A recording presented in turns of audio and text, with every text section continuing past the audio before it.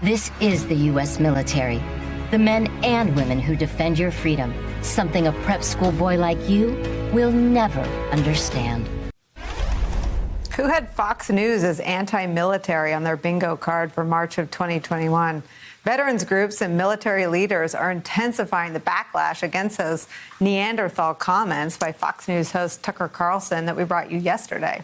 Last night, Carlson defended his mockery of maternity flight suits and inclusive efforts by the Pentagon, which he attacked again, after Pentagon leaders said yesterday they would never, quote, take personnel advice from a talk show host.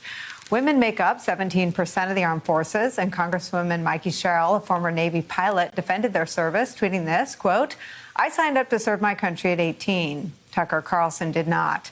I served with women who risked their lives to protect our country. Tucker did not. While he denigrates those who serve, our military remains the best fighting force due in large part to our amazing servicewomen.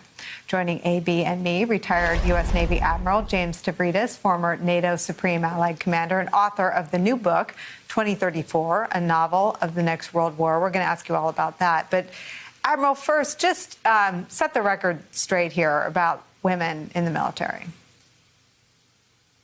First and foremost, every woman I've encountered in a long career, 37 years in the Navy, was brave, determined, and a volunteer to serve her country. You know, I commanded a destroyer in the 1990s for about a year, and it had an all-male crew. Then it became one of the first destroyers in the Navy to embark women. So I then commanded the same ship for about a year and a half with a mixed-gender crew with women. I will tell you unequivocally, it was a better ship after the women came aboard for a wide variety of reasons.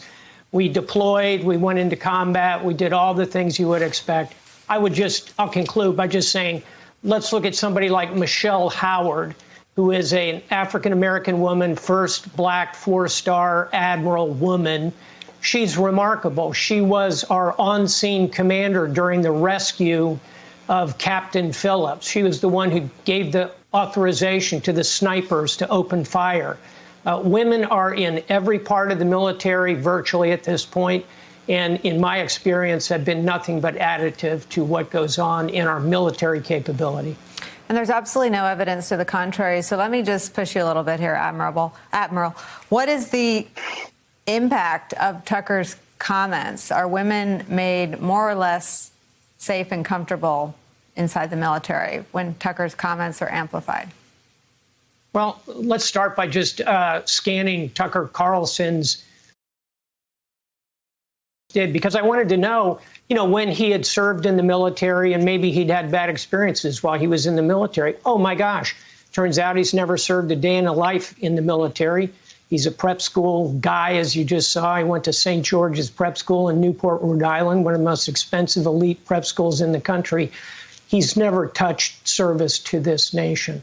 And so I would say that women not only feel safe in the military, but they look and feel a sense of scorn for the kind of snarky comments he made. I think it's really that simple.